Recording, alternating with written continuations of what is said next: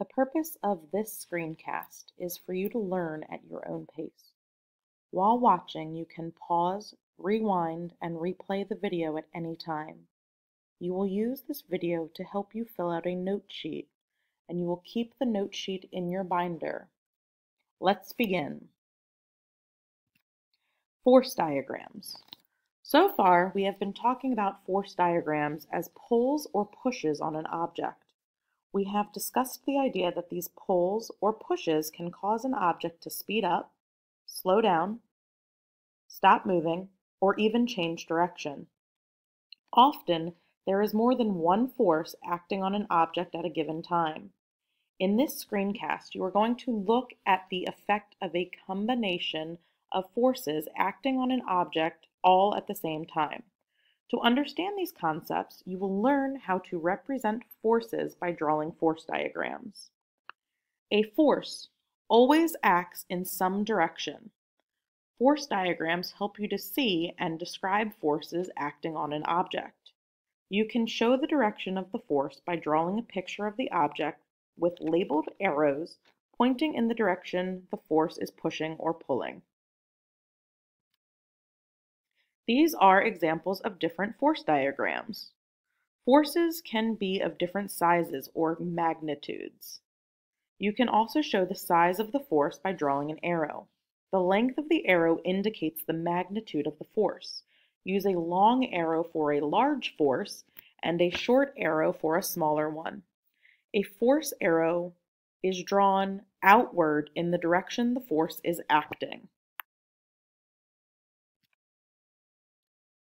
In a force diagram, the object can be represented by something as simple as a box or a small image of the actual object itself, like a bicycle or a coaster car. In the diagram being represented, this is a shopping cart that is full of food and is being pushed down the grocery store aisle. The line under the box represents the floor. The force in the diagram is a downward force as a result of the action of the force of gravity pulling the cart towards the floor. Notice that the arrow in the diagram is labeled F, gravity.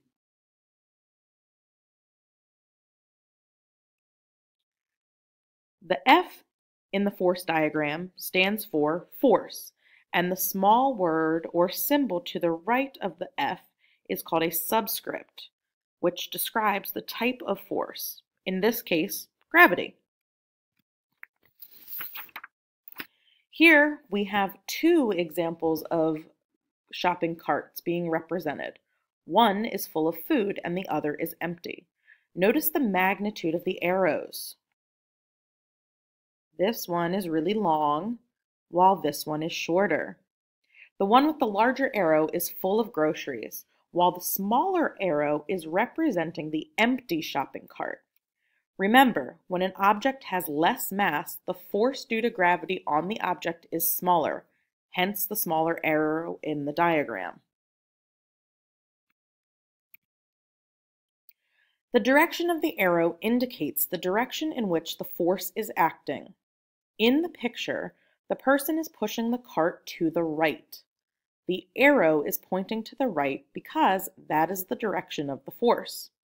If the person turned the cart around and began pushing it the opposite direction, the force arrow would point to the left. Hopefully you're with me thus far. Okay? Think about four forces acting on a shopping cart. The cart is being pushed by a person which is moving to the right on a flat surface. Moving to the right. The person is exerting a forward force to the right. Friction, which is opposing motion, is the opposite force. Friction is exerting a force to the left.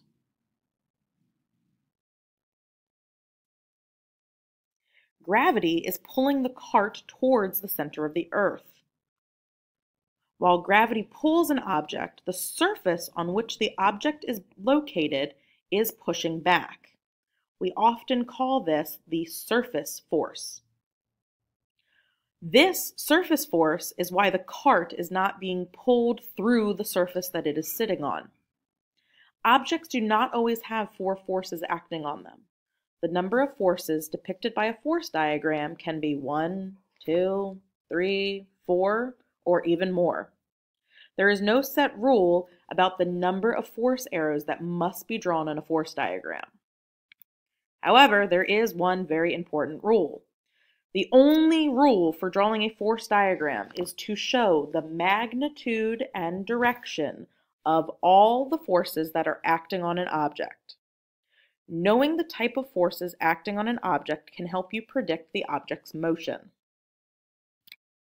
Some simple rules for when you are drawing a force diagram.